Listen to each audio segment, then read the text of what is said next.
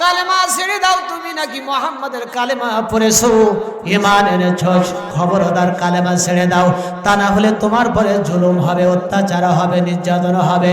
সুমাইয়া বলল, আবু জেহেল রে, তুমি আমারে জুলুম করো, মারো, অত্যাচার করো, আমি মরতে রাজি, কিন্তু আমি ঈমান ছাড়তে রাজি না। হযরত সুমাইয়া এবার আবু জেহেল থেকে ঘরের ভিতরে তাকে আটকিয়ে রাখলো। 3 দিন পর্যন্ত সুমাইয়াকে খেতে দেয় না, পানিও দেয় না। ও মা, মাগো, কান লাগাবেন। হযরত সুমাইয়াকে 3 দিন ঘরের ভিতরে আটকায় রেখেছে আবু জেহেল, পানি দেয় না, খাবার দেয় না। 3 দিন পর আবু জেহেল তার কর্মীদেরকে বলল, এবার আমাদের বিশ্বাস সুমাইয়া কালেমা পড়বে, মুসলমান হবে। বন্ধুরা আমার, এবার আবু জেহেল সুমাইয়াকে ঘর থেকে বের করে এনে বলল, সুমাইয়া, এবার তুমি ঈমান ছেড়ে দাও, কালেমা ছেড়ে দাও, তাহলে তোমারে খাবার দেওয়া হবে, তোমারে কি বলে দামি বস্ত্র দেওয়া হবে, তোমারে ভালো ভালো দামি খাবার দেওয়া হবে। সুমাইয়া বলল, জীবন গেলেও আমি কালেমা ছাড়বো না, ঈমান ছাড়বো না। এবার আবু জেহেল সুমাইয়ার ঘর, সুমাইয়ার বাড়িটা আগুন জ্বালিয়ে দিল। সুমাইয়া ঘর বাড়ি ভাঙচুর করলো, আগুন জ্বালিয়ে দিল। আগুন যখন জ্বলতেছে, দাউ দাউ করে আবু জেহেল ডাক দিয়া বলে, সুমাইয়া, তাকায়া দেখো রে সুমাইয়া, তোমার বাড়িটা যেমন করে জ্বলতেছে, তুমি যদি ঈমান ছেড়ে না দাও, তোমার গোটা শরীরটা এভাবে করে আগুন দিয়ে জ্বালায়ে দেওয়া হবে। বন্ধুরা আমার, আজও ঈমান আনার কারণে অনেকের বাড়ি ঘরে ভাঙচুর আছে না নেই, হামলা আছে না নেই, মামলা আছে না নেই।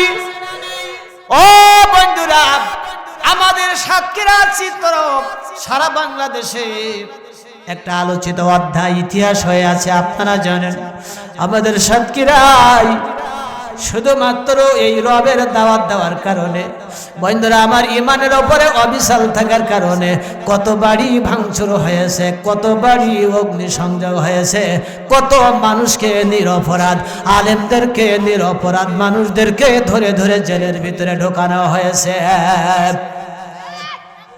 আদালতে এদের কোন মামলা যখন রিট পেশ করা হয়, আদালতে বিচারকরা এদের মামলার ফাইলগুলি আপনার আলোচনায় নিয়ে আসে না, জামিনের কোনো ব্যবস্থা নেই। বন্ধুরা আমার, আমি আলোচনা করতেছিলাম হযরত সুমাইয়ার জীবনীতে, কান লাগাবেন। এরপরে সুমাইয়া বলতেছে, আবু জেহেল রে,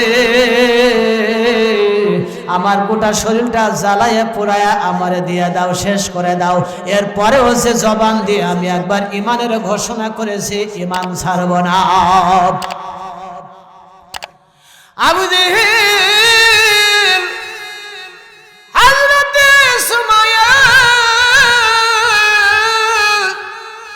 সুমাইয়াকে এবার গরম পানিতে তার মুখটা ডুবায়ে ধরেছে। আবু জেহেল গরম পানির ভিতরে মুখটা ডুবায়া ধরে এইবার বেশ কিছুক্ষণ রাখার পরে বলতেছে, এবার নিশ্চয়ই সুমাইয়া তুমি কালেমা ছাড়বা, ঈমান ছাড়বা। সুমাইয়া বললে, আবু জেহেল রে, তুমি এখনো বুঝতে পারো নাই, তুমি এখনো চিনতে পারো নাই, একজন মুসলমান, একজন মর্দে মুসলমান যখন ঈমানের ঘোষণা দেয়, তিনি তার রব ছাড়া এই দুনিয়ায় কোনো জালিমের সামনে, কোনো বাতিলের সামনে তিনি মাথা নত করে না। মুসলমান ঈমানদার জীবন দিতে জানে, কিন্তু কোন বাতিলের কাছে, কোন জালিমের কাছে তারা প্রাণ ভিক্ষা চায় না। অতীতে এই জমিনে আমরা দেখেছি, আমরা পরীক্ষিত এই ময়দান। বন্ধুরা আমার, শহীদ ঈদগার কাফেলায় শামিল হয়েছে অসংখ্য ঈমানদার মুসলমান, যারা নির্বিচারে যাদের উপরে জুলুম হয়েছে জীবন দিয়েছে, কিন্তু তারা কোনোদিন বাতিলের কাছে প্রাণ ভিক্ষা চায় নাই। জোরে বলেন ঠিক কিনা? বন্ধুরা আমার, হযরত সুমাইয়াকে এবার কি করল আবু জেহেল, একটা গরম একটা অস্ত্র, লোহার অস্ত্র আগুনে পুরাইয়া লাল করে সুমাইয়া গোটা শরীরে ছাকা দেয়, গোটা শরীরে ছাকা দেয়, আর বলল, সুমাইয়া এখনো সময় আছে রে সুমাইয়া, যদি বাঁচতে চাস তাহলে মুহাম্মাদের কালেমা ছাড়, ঈমান ছাইরে দে। তোর বাড়ি জ্বালায় দিয়েছি, আবার নতুন করে বাড়ি করে দেব, ঘর করে দেব, জায়গা জমিন গাড়ি বাড়ি সব করে দেওয়া হবে। সুমাইয়া বলতেছে তামাম পৃথিবীর বিনিময়ে হলেও ওরে পাপিষ্ঠ আবু জেহেল আমার ঈমান ছাড়াইতে পারবে না, জীবন যাবে কিন্তু আমি ঈমান ছাড়ব না। বন্ধুরা আমার, আল্লাহ কোরআনের ভিতরে এই কথাটি মুমিনদের জন্য এভাবে বলেছেন, ইন্নাল্লাযীনা ক্বালু রাব্বুনাল্লাহ, যারা জবান দিয়ে বলেছে যে আল্লাহ আমার রব, এ কথা বলে বসে থাকে না, সুম্মাস্তাকামু, আর তারা এর উপরে অবিচল থাকে, ইস্তেকামাত থাকে, এটাই হলো রবের আসল অর্থ। জোরে বলেন ঠিক কিনা? অলরেডি সময় এবার গরম ছাকা দিল কিন্তু ঈমান ছাড়ল না। ওই সুমাইয়াকে এবার আবু জেহেল ধরে নিয়ে আসলো, তার কর্মীদেরকে বলল তোমরা সুমাইয়াকে তোমরা উত্তপ্ত এই বালুর উপরে তোমরা শোয়া দাও, টান টান করে তোমরা সুমাইয়াকে শোয়া দাও। সুমাইয়ার দুইটা হাত বাঁধা হলো, সুমাইয়ার দুইটা পা বাঁধা হলো, টান টান করে হাত আর পা বেঁধে তারের পেরেক কাটা মারা হলো মাটিতে। পেরেকগুলি বড় বড় পেরেকগুলি মাটিতে বসায়া তার সঙ্গে দড়ি দিয়া শক্ত রশি দিয়ে টান টান করে বাঁধা হলো। এবার কর্মীদেরকে আবু জেহেল বলল সুমাইয়ার শরীর থেকে তোমরা কাপড়গুলি খুলে বিবস্ত্র করে দিয়া দাও। এর পরবর্তীতে আবু জেহেল একটা ধারালো একটা বল্লম হাতে নিয়ে এবার সুমাইয়াকে বলতেছে, সুমাইয়া শেষবারের মতো দেখ, এখনো তোর একটা সুযোগ দেই, যদি তুই জীবনে বাঁচতে চাস তুই কালেমাটা একবার ছাইড়া দে, কালেমা ছাইড়া দে, তুই জীবনে বাঁচতে পারবি, তোর শক্ত বন্ধন খুলে দেওয়া হবে। সুমাইয়া ডাক দিয়ে বলল, এ জাহান্নামী, এ পাপিষ্ঠ, এ জাহান্নামী আবু জেহেল, আমারে মারু, আমারে মারতে মারতে জীবনে মেরে ফেল, মরার আর বাকি নাই। আবু জেহেল রে, আমারে মাইরা ফেল, কিন্তু যত দ্রুত মারতে পারবি তত দ্রুত আমার জন্য কল্যাণ, যত দ্রুত মারতে পারবি আমার রবের দিদার নসিব হয়ে যাবে রে আবু জেহেল।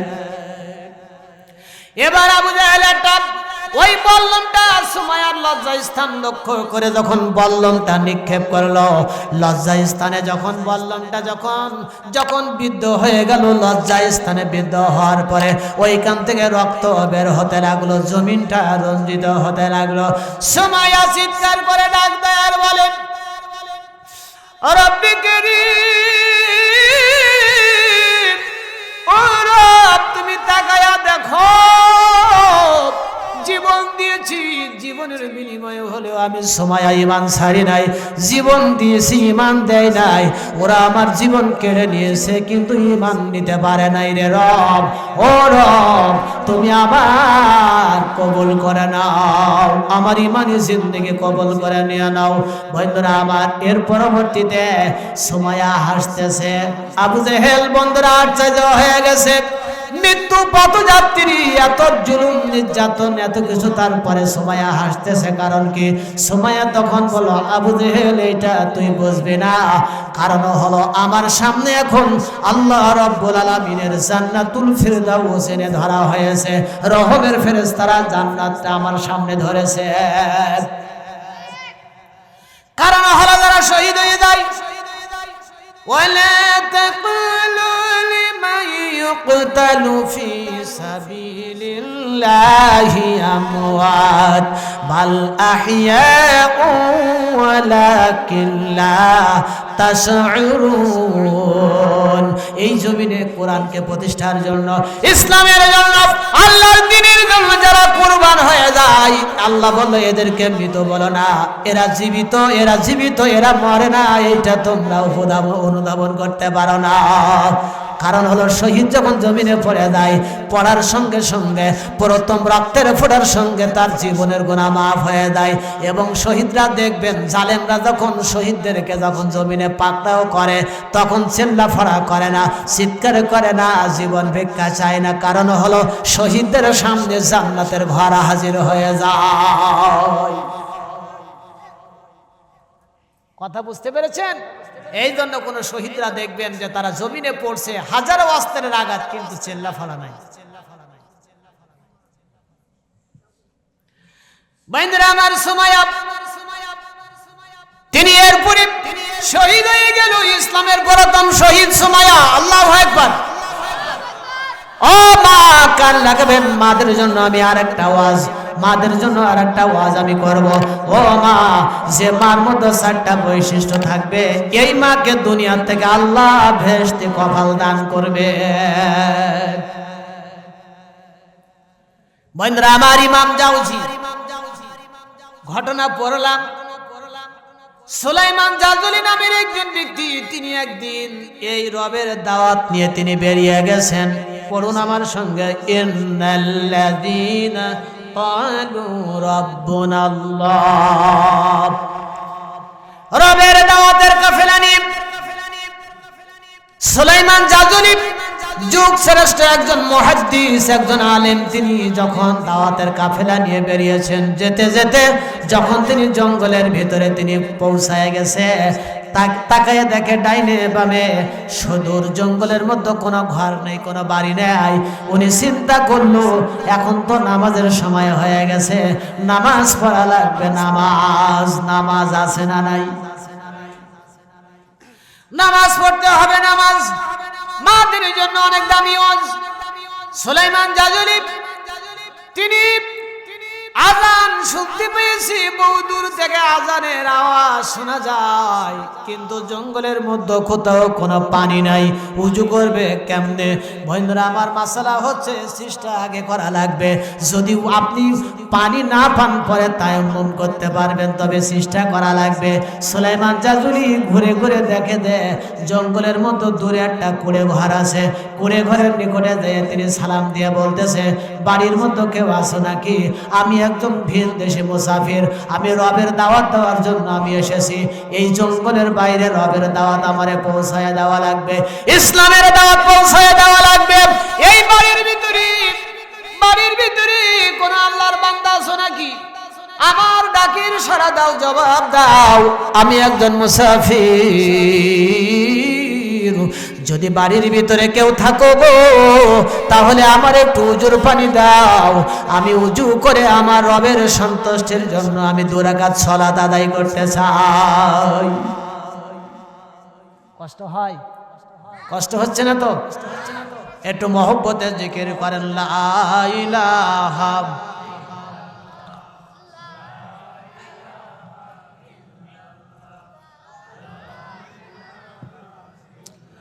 লা ইলাহা ইল্লাল্লাহু মুহাম্মাদুর রাসূলুল্লাহ সাল্লাল্লাহু मौलाए मेरा आके मेरा रहमत की नबी है, ताजदार मदीना है तुम्हारा भी है, ताजदार मदीना तुम्हारा भी है। अशजर ने थे नबूवत के शहादत, तस्के के कमर में होते अंगुली की इशारा, तस्के के कमर में होते अंगुली की इशारा। बंधुरा आबार गभीर मनोयोग।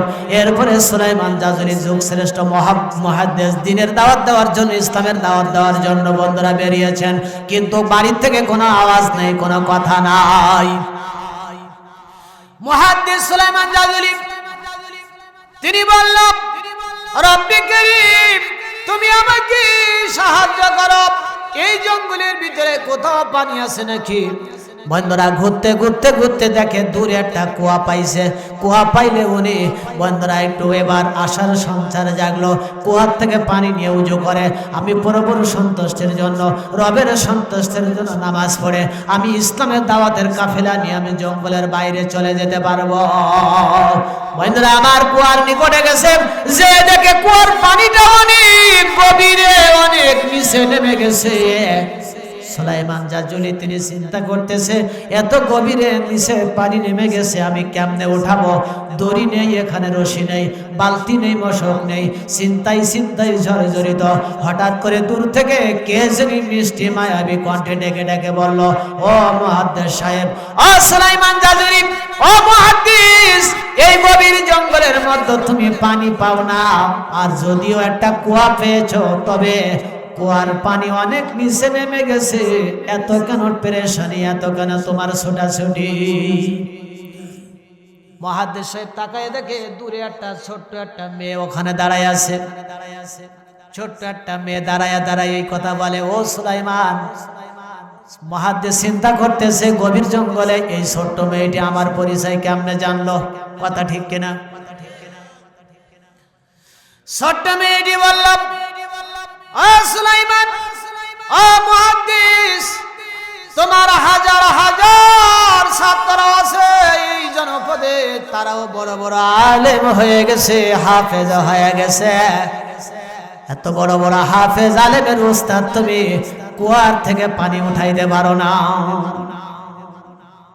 মুহাদ্দিসের ভিতরে এই কথা শুনে বন্ধুরা মনটা একটু খারাপ হয়ে যাচ্ছে।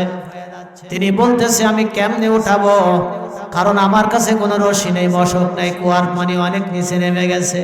ছোট্ট মেয়েটি এইবার কুয়ার নিকটে এসে বলতেছে, মুহাদ্দিস সাহেব, এবার তুমি তাকায়া দেখো নিচের পানি উপরে আনা যায় কিনা। ওই মেয়েটা ওইখানে দাঁড়ায়া তিনি আকাশের দিকে তাকায়া তিনি একবার রবকে ডাক দিল, আর এর পরবর্তীতে তিনি কি জানি পড়লো, পড়ার পরে কুয়ার পানিতে একটা ফু দিল। ফু দেওয়ার সঙ্গে সঙ্গে কুয়ার পানিগুলি সব নিচ থেকে বন্ধুরা আমার নিচ থেকে ওভার ফুল হয়ে একেবারে কুয়ার কানায় কানায় পূর্ণ হয়ে গেল। বন্ধুরা আমার সুলাইমান জাজুলি তিনি আশ্চর্য হয়ে গেল। আমার হাজার হাজার ছাত্র আলেম, হাজার হাজার ছাত্র তারা হাফেজ, আমি একজন যুগ শ্রেষ্ঠ এত বড় মুহাদ্দিস কুয়ার নিচে থেকে পানি উপরে উঠাইতে পারলাম না উজু করার জন্য। ছোট্ট একটা মেয়ে, এই মেয়েটা এমন কি আমল করেছে, আল্লাহর সঙ্গে কি বললো, আর ডাইরেক্ট আল্লাহ তার কথা শুনলো। কুয়ার নিচের পানি মুহূর্তের মধ্যে কানায় কানায় ভরে গেল। বন্ধুরা আবার ওই ছোট্ট মেয়েটি বলল, মুহাদ্দিস সাহেব, যত পানি লাগে, কত পানি তোমার লাগবে, কুয়ার থেকে তুমি ইচ্ছা মতো পানি নাও, কত পানি লাগবে পানি নাও, কত পানির প্রয়োজন পানি নিয়ে তুমি উজু করে প্রভুর সন্তুষ্টির জন্য নামাজ পড়ে নাও। এই কথা বলে মেয়েটি একটা দৌড় দিল। মেয়েটি দৌড়াইয়ে দৌড়াইয়ে ওই কুড়ে ঘরের ভিতরে ঢুকে গেল। সুলাইমান জাজুলি তিনি তাকায়া দেখতেছে যে মেয়েটা কোথায় যায়। উনি তাকায়া দেখে মেয়েটা কুড়ে ঘরের ভিতরে প্রবেশ করেছে। বন্ধুরা আমার মুহাদ্দিস সাহেব এবার তিনি উজু করে নামাজ পড়ে কুড়ে ঘরের দিকে রওনা হয়ে গেছে। কুড়ে ঘরের কিনারে যেয়ে তিনি সালাম দেয়, ও মা, বাইরে বেরিয়ে আসো রে মা, আমি কিন্তু দেখতে পেয়েছি কুয়ার পানি কানাই কানাই তুমি এনে দিয়েছ রে মা। আমি এই বুড়া মানুষ, ভিনদেশি মুসাফির, আমি ইসলামের দাওয়াত নিয়ে আমি যাইতেছি জঙ্গলের অপর প্রান্তে রে মা। ও মা, এই অল্প বয়সে তুমি তোমার রবের সঙ্গে এত তোমার ভালোবাসা, এত প্রেম, এত ভালোবাসা কেমনে করলা রে মা? অল্প বয়সে ছোট্ট একটা মানুষ তুমি এমন কি আমল করেছো যে আমলের কারণে কুয়ার পানিতে তুমি ওপরে দাঁড়ায়া ফু দিয়েছো, নিচের পানি কুয়ার কানায় কানায় ভরে গেছে, যেটা আমার মতো একটা মুহাদ্দিসও পারলাম না। কষ্ট হইতেছে আপনাদের, বুঝতে পারতেছি। আজকে থাক এই পর্যন্ত।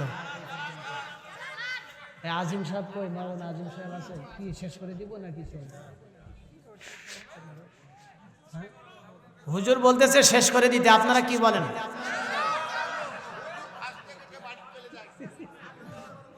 আপনারে বাড়ি চলে যাইতে বলছে, তাও তা কেমনে হয়? না না, হুজুরও থাকবে, আমরা সবাই থাকবো, ঠিক কিনা? তাহলে কারোর কষ্ট হচ্ছে না তো বাপ? এই আলোচনাটা এখন শুরু করলাম, আলোচনাটা শুরু হচ্ছে। আমাকে এখান থেকে কয়টা মিনিট সময় দিন, আমি আপনাদের জন্য স্মরণীয় কিছু ওয়াজ রেখে যেতে চাই। রাজি আছেন? লিল্লাহি তাকবীর, না লিল্লাহি তাকবীর।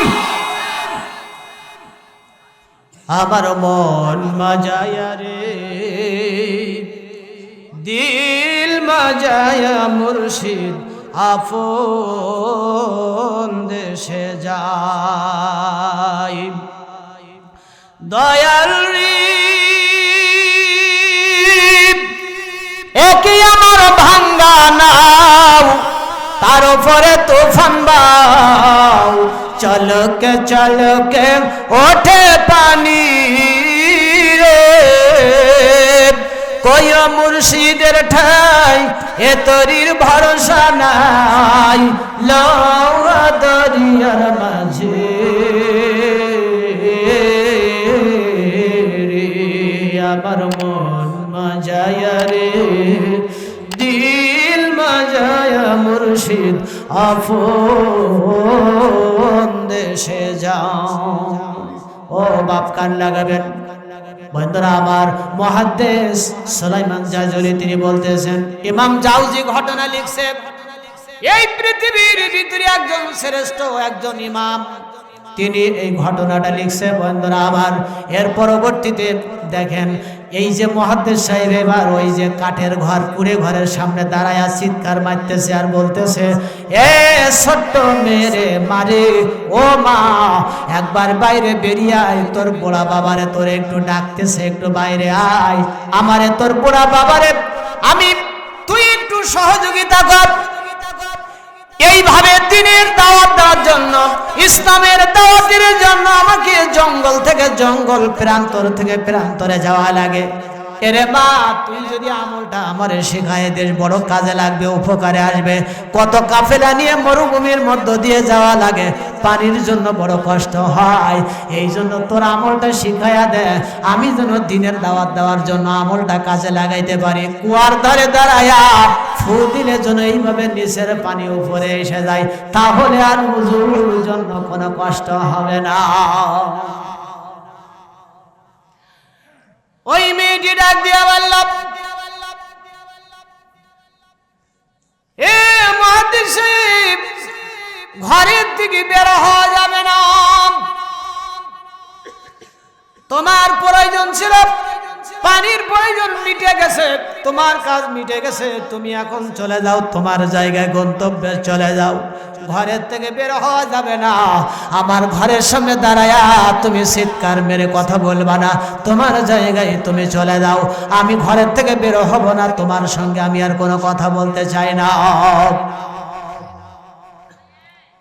আমার মায়েরা বোনেরা কান লাগাবেন, মোবাইল দেখে দেখি আজকের মাদের মাথাগুলি নষ্ট হয়ে গেছে।